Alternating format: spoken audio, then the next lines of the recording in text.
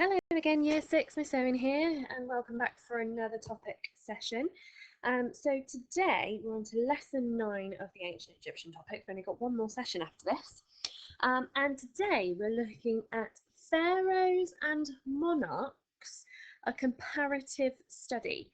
So if you want to go ahead now and pause the video just to get your date and your title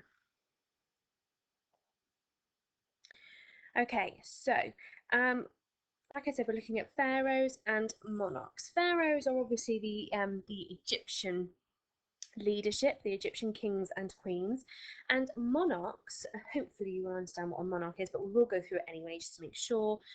Monarch is the English version of leadership, power passing down from generation to generation. The comparative study bit is where we're actually going to look for similarities and differences between pharaohs and monarchs. We're going to look at a particular pharaoh and a particular monarch to do our comparative study.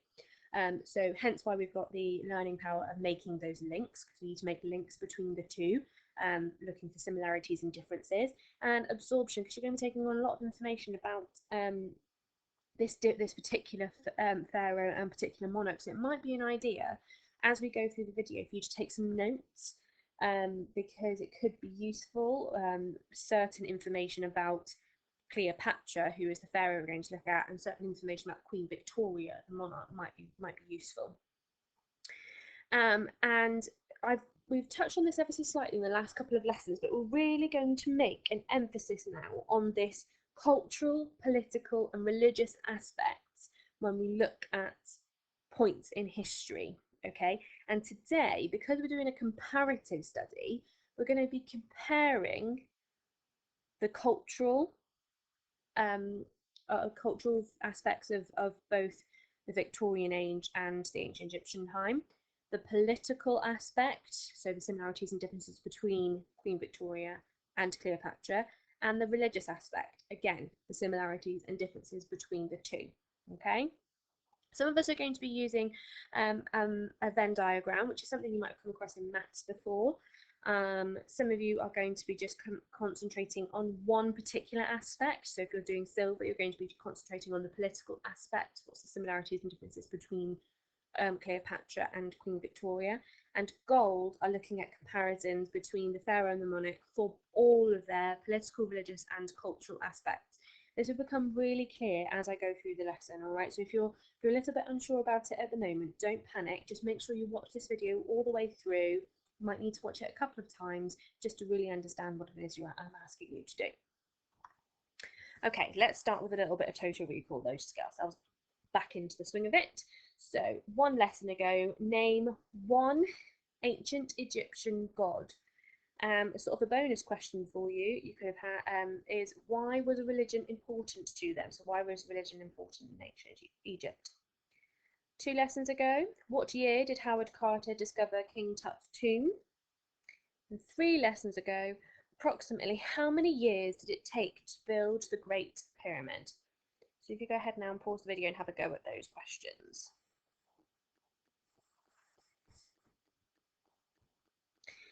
Okay, so name one of the Egyptian gods. You could have had Ra, Thoth, Isis, Osiris. You could have had lots and lots of different ones. But why was religion important to them? Well, religion was important to them because it was part of their daily life.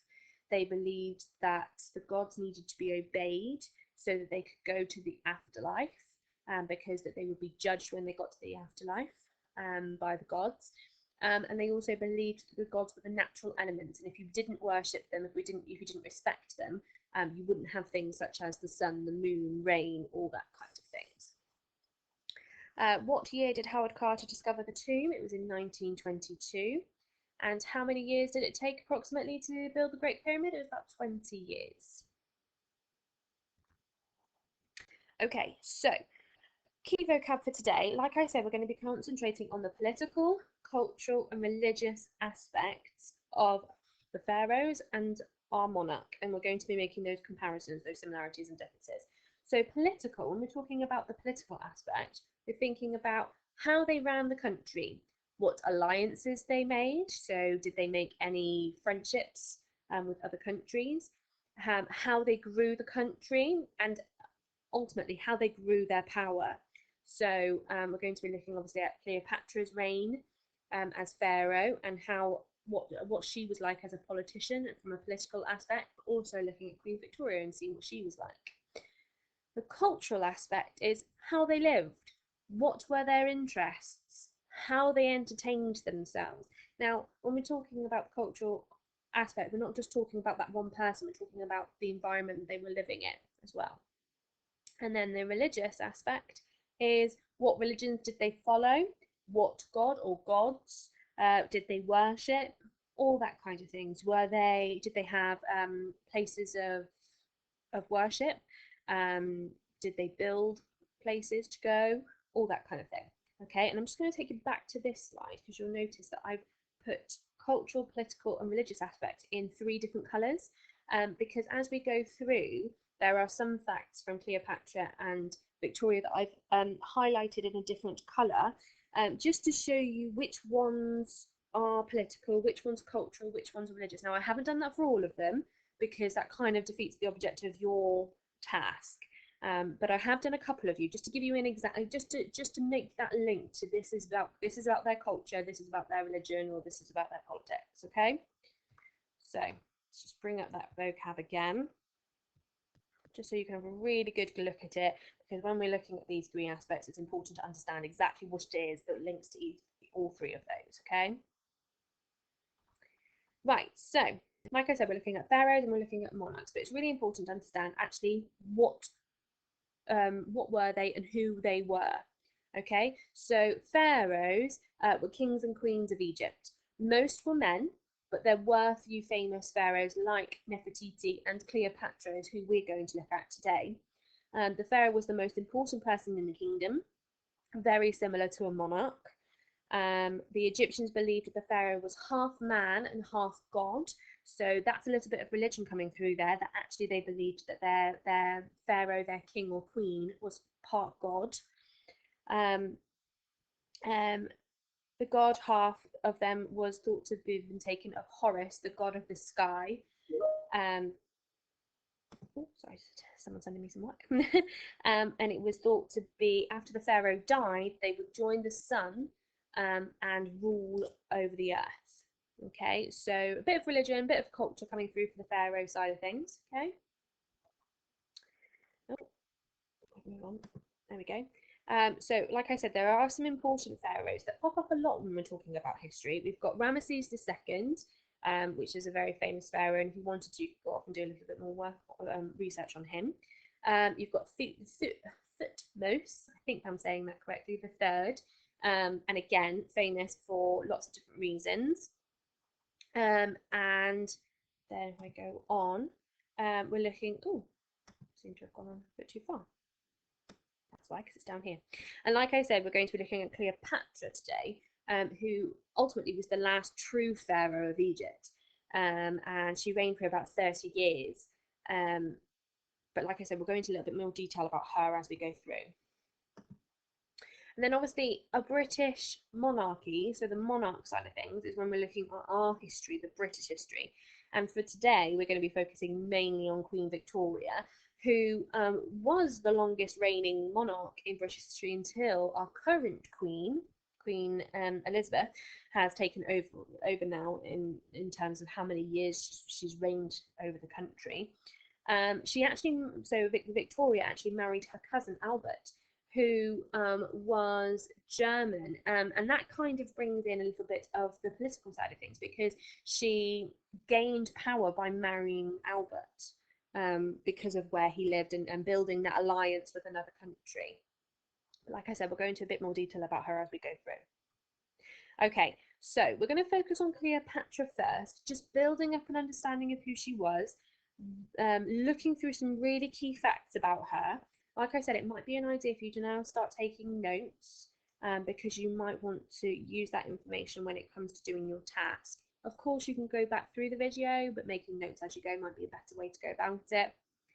So, Cleopatra.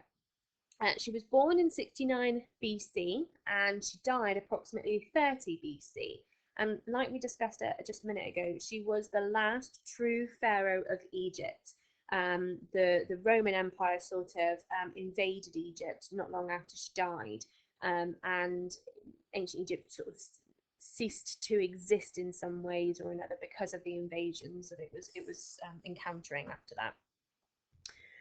She was not, believe it or not, she was not a native Egyptian. She was actually Greek, but her family had ruled over Egypt for approximately 300 years. So even though she wasn't necessarily a true Egyptian, her family had been there for over 300 years and they'd been ruling. So, it is one of those things.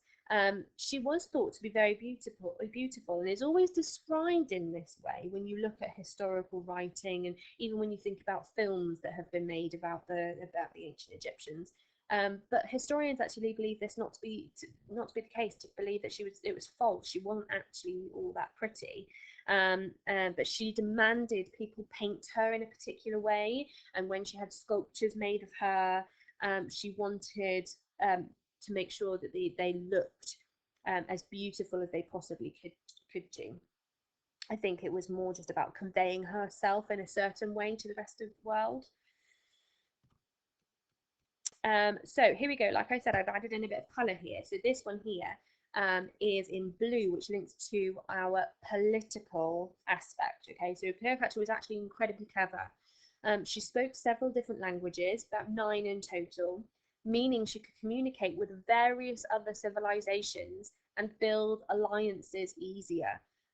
So because she was able to speak these languages, she could speak to people from other civilizations a lot easier, and therefore she could build up her alliances to build her power, hence why it's political.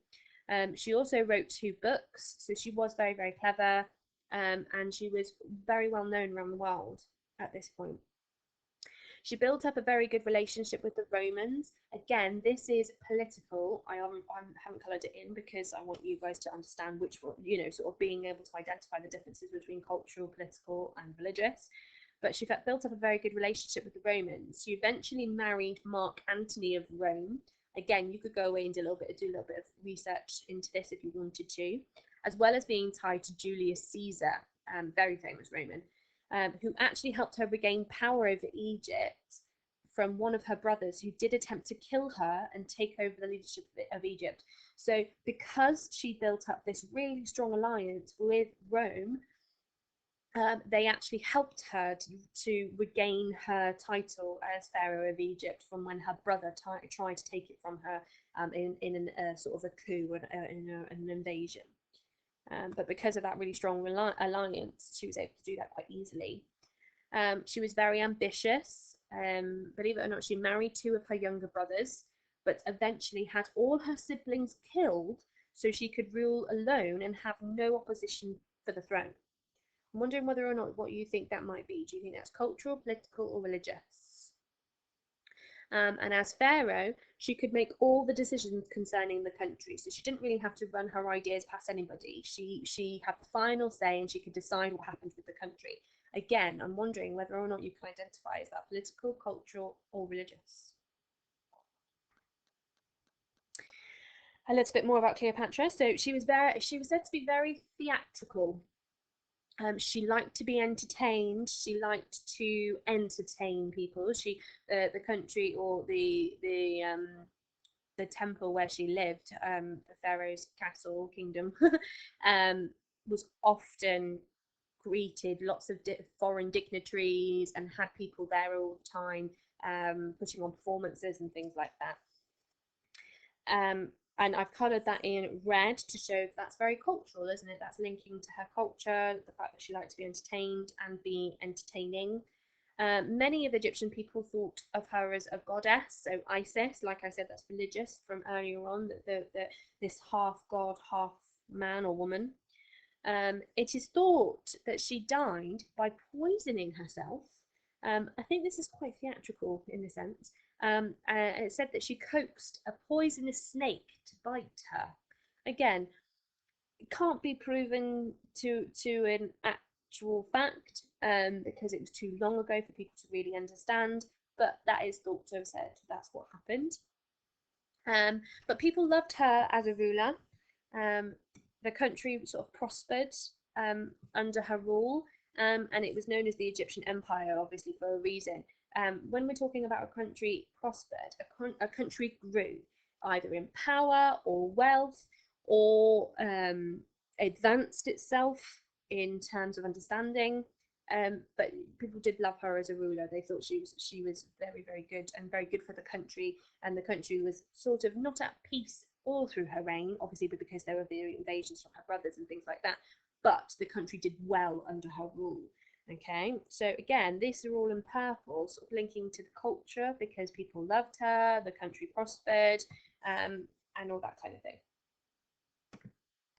Okay, so now we're going to look at Queen Victoria. We've gained lots of information about Cleopatra now from a political, religious, and cultural aspect. Now we're going to look at Queen Victoria, and again, looking at the political, cultural, and religious aspect, okay? So Queen Victoria, she was born in 1819, so a long time after Cleopatra, and she died in 1901. She was the longest reigning monarch in England until Queen Elizabeth II, so until our current queen sort of took over. She reigned over the British Empire for 64 years and saw many advancements in industry, art, and society. Now, for me, I would suggest that is a mixture of both political and cultural. The fact that she was able to reign for 64 years shows that she was a really impactful monarch. She was clever in the sense of how she dealt with politics and how she dealt with her kingdom, but also cultural, because there was such advancements in industry and art and society at that time. She saw a lot of things made better. She also spoke several languages, such as German, French, and some Hindu, linking a little bit to Cleopatra there, the fact that she learnt these languages to help her communicate with people that came to visit the country, and build those alliances. She also wrote a book about life in the Highlands of Scotland. A bit different to Cleopatra's books. Cleopatra's books were more about hygiene and things like that, whereas Queen Victoria's book is more about sort of, I suppose, culture and living in a specific area in England, or in the UK, I should say. There we go. She became queen at the age of 18. She was a very young monarch. She had a very strict childhood, so she was sort of kept away from society for a lot of her childhood. Her mother sort of saw it as a way of keeping her safe, but actually it was a very strict childhood. She was only 4'11". She was very, very tiny. But she was also not thought of to be very pretty, a bit like Cleopatra. Again, in certain paintings and things like that, she looks probably different to how she actually looked in real life. But she sort of kept herself away from public view a lot as she grew older. She married Prince Albert in 1840, a distant German cousin, to build alliances. So again, is that political, cultural, religious? You decide. And believe it or not, she survived 7 assassination attempts. So somebody, on several occasions, somebody did try to actually kill her for either they didn't agree with her views, they maybe didn't necessarily like her as a monarch, for lots and lots of different reasons. People would attempted to kill her, unfortunately, but she survived 7 attempts. So she's very clever. They had 9 children. So her and Albert had 9 children. And this is really important because they became important rulers across the world themselves, as well as her grandchildren. So those 9 children went out into the world and they married different princes or princesses or dukes, people with power. And eventually Victoria's power grew through her children and through her grandchildren, because she'd made those alliances, those links through her children's marriages and things like that. So it's kind of like a ripple effect, I suppose. You know, when you drop a stone into the water and it ripples out, it's kind of like that with Queen Victoria's reign. There we go. I've coded a few little bits and pieces here. But during her reign, England became the most powerful country in the world, with a quarter of the world's population living within the British Empire. So I've just put a little map here for you, and all the red areas are the areas that were part of the British Empire in the time of Victoria's reign. So that's obviously blue for political. That's a huge achievement of Queen Victoria, is the fact that she had this power not just in her own country, but stretching over 1/4 of the world's population. It's huge. So the empire countries included places like Australia, New Zealand, Canada, South Africa, India, and lots of others as well. Very similar to Cleopatra, Victoria was also very theatrical and enjoyed the arts very much. So she enjoyed being entertained. She regularly attended plays and concerts. She was the first British, oh sorry, I spelled that wrong there, British monarch to award the acting profession for their achievements. So she was the first monarch to recognise that actually the arts were very, very important. People enjoyed going to plays and concerts and being entertained, and the people that were doing it, so the actors, deserved that recognition for their role within society. And really importantly, during Queen Victoria's reign, it was known as the Victorian Age. Okay, now I've made that red for cultural because that is more to do with how people perceived her and perceived her reign than her imposing that on anybody else. So because of all of these amazing achievements, such as the Empire, the Industrial Revolution, which we're going to look at in a second, it was sort of known as the Victorian Age, the fact that there was such an advancement at that time. And like I said, here we go. The empire prospered under her rule and people loved her for it, very similar to Cleopatra. There was better housing, there were cleaner streets, and with the Industrial Revolution came more jobs. So at that time, and before Victoria ruled, housing wasn't great, there wasn't a lot of jobs around, the streets weren't very clean. London was quite a dirty place at that time, as well as other cities. But when Victoria and Albert, because Albert was a huge influence on her in terms of making the country better, and with the Industrial Revolution, which basically means that industry sort of became this huge thing around the world, more jobs were available. So then the country grew in money and wealth and all that kind of thing as well. She abolished slavery throughout the empire. So throughout the British Empire, she got rid of slavery. She didn't believe in it at all. She extended voting for all men. So at that time, this is before obviously votes for women was a big movement. But there were only certain types of men that could vote. So those that owned their own houses, those that had influence and power and money. But she sort of saw it as more actually that all men should vote. No matter their station or where they come from in terms of the country, because obviously there was a government. So in Britain, we know there's a government. So Queen Victoria didn't necessarily make all of the decisions. She had government having to make decisions and her having to run her ideas past the government, whereas Cleopatra didn't have to do that. And this one is purple for the religious aspect. She allowed all religions to exist within the country. So because the empire had grown and extended to lots of different countries, Queen Victoria understood that there were multiple religions in the world. And instead of sort of keeping them at arm's length in England, in the United Kingdom, she allowed them into the country. She allowed people who were living in the country to practice any religion they so wished. Whereas in Egypt, in Cleopatra's time, it was you believed in the gods and that was it. So here we go. Here's a little bit more information about her.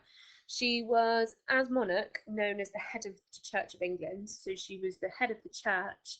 She wasn't considered a god or a goddess like Cleopatra. She was the head of the church. So she was the person who was anointed by God, I suppose, to rule the country. She was a loved queen, but did shy away from society slightly when her husband died. So when Albert died, they were such a good team, and they were very much a loving couple. When he died, she sort of shied away a little bit from society, and people didn't like her very much for that, but it was simply because she just didn't, she lost her husband and was a bit lonely, I suppose. And but this is a very, very famous picture of her. And she died at the age of 81. So she was a very long reigning queen, 64 years, if I remember rightly. So she did an amazing job for the country. Okay, so I've just gone through loads and loads of facts for you, obviously for both the Cleopatra the Pharaoh and Queen Victoria the Monarch. And here they are just sort of put into one slide for you so that you can see it for yourself. I do apologise for the watermark. I can't do anything about it, unfortunately. But there are all the facts there that I've just gone through with you, but obviously they're not colour coded, as I had done for a couple of them previously. Okay, so now what we've done is we've gone through and we've looked at facts about Cleopatra and we've looked at facts about Queen Victoria. Now we're going to build in this comparative study. So we're going to make those links between the two and find similarities and differences between them. All right, and I'm going to go through each individual task. When you get to the one that you want to do, so either bronze, silver, or gold, you pause the video when you crack on with it. Okay, so for bronze, you're using a Venn diagram to compare aspects of a pharaoh's and monarch's life to show the similarities and differences. Okay, so we're going to use a Venn diagram like this. Now you're going to have to obviously draw two circles. It might be that you've got something at home that's circular that you can draw around, and they need to sort of overlap. Okay, so on this side I've got Queen Victoria, on this side I've got Cleopatra. Now hopefully you will recognise what needs to go in this bit in the centre. That's the similarities. In this bit are the differences. So these are the facts that only relate to Queen Victoria. These are the facts that only relate to Cleopatra. These are the ones that relate to both of them, so the similarities. Now, remember, we are making links between the rulers by comparing them, seeing how leadership has either changed or stayed the same in nearly 5,000 years. Okay, now, earlier on we talked about how pharaohs were mostly men, so Cleopatra is very famous for multiple reasons, but a lot of the reasons are because she was a woman. And Queen Victoria is very famous because she was a queen, a young queen, but the country prospered and became a huge empire during her reign. Okay, so like I said, if you're doing bronze, you now need to go back, if I just pop it back up, and have a little look at these facts and place them in the correct places in your Venn diagram. So making those comparisons and those recognizing those similarities and differences between the two. Okay, so a similarity between them is that they are female, that the country grew and developed under their rule. And they built up alliances. Queen Victoria did it through marriages and through her children. Cleopatra did it also through marriages and the fact that she could speak several languages and things like that. A difference between the two is that Cleopatra only ruled for 30 years, but Queen Victoria ruled for 63 years. Both very long-standing reigns in their own right, but not the same in terms of time. Okay, so that's what you're doing if you're bronze. So you go ahead, pause the video now, and you crack on with your activity. Now remember, this isn't just these are not just the facts at all, and that's all you need to put in. You need to go back to that page where I showed you all of the facts on one, and you put them in to the correct places in your Venn diagram. Okay, so silver, you're identifying which similarities and differences were to do with the political aspect. So bronze, we're looking at sort of all of those facts and putting them in, not recognising which ones were political, cultural, and religious. They're just doing similarities and comparison, similarities and differences between the two leaderships. If you're bronze, you're looking at the political aspect. So when we looked back at those facts, which ones were political for Queen Victoria and Cleopatra, and recognising the similarities and the differences between them. Okay, so a similarity in a political way is that they were both female rulers and they were underestimated. People did underestimate Queen Victoria and Cleopatra, didn't think they would have very strong leadership, but obviously that was proven to be wrong. The differences between them are that Cleopatra was the last true pharaoh of Egypt, but Queen Victoria had to run her ideas past government first. So that's differences between them. Obviously, again, these aren't the only ones. So when you do your table in your book, you're obviously going to go back to these facts here, determine which ones are to do with politics, okay, or from the political aspect, and pop them into the correct spaces, okay. So in your book, you sort of want to be creating a table that looks a little bit like this, okay. So that's what you're doing if you are silver. So pause the video now and crack on. And then if you're gold, I said that you are going to be looking at the comparisons between their politics, their religion, and their culture.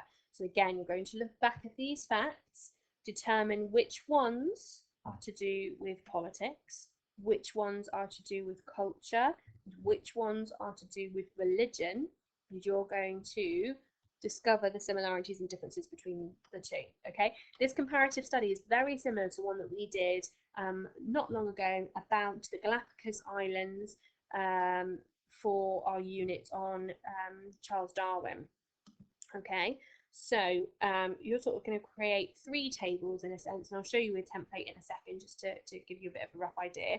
But you're going to be focusing on the political, the cultural, and the religious similarities and differences between Queen Victoria and Cleopatra. So political, I already looked at that with silver, so I won't go through that right now. But cultural similarities between the two of them, they were both very theatrical and enjoyed being entertained. But a difference could be that Cleopatra rules for approximately 30 years, whereas Queen Victoria, Victories, I don't know why that's come up as Victories, Queen Victoria's ruled for 64 years. So that is a cultural thing, because obviously the times were different, healthcare was different, lifestyle was different, so that's obviously going to have an impact on how long people survived, all that kind of thing. And then a religious difference could be that the similarities were known that they were the head of the church, or head of their faith, I should say, with Cleopatra being half goddess or known as a goddess, with Queen Victoria being known as the head of the church, that kind of thing. Okay, so if I show you your template, your room is creating similar to silver, but you're going to have your political, cultural, and religious similarities and differences for each. Okay, so hopefully you've sort of understood the difference between political, cultural, and religious aspects. I will go back to this page here again one more time to show you those facts for both. Okay, and like I said, depending on which activity you're doing, you need to determine which ones are political for silver, and then for gold, which ones are political, cultural, and religious, and pop those into your comparative study tables. Okay. And that's it from me. Hope you've enjoyed this session. I look forward to seeing some pictures of your comparative studies, and I will see you again for another topic session soon. Okay, bye.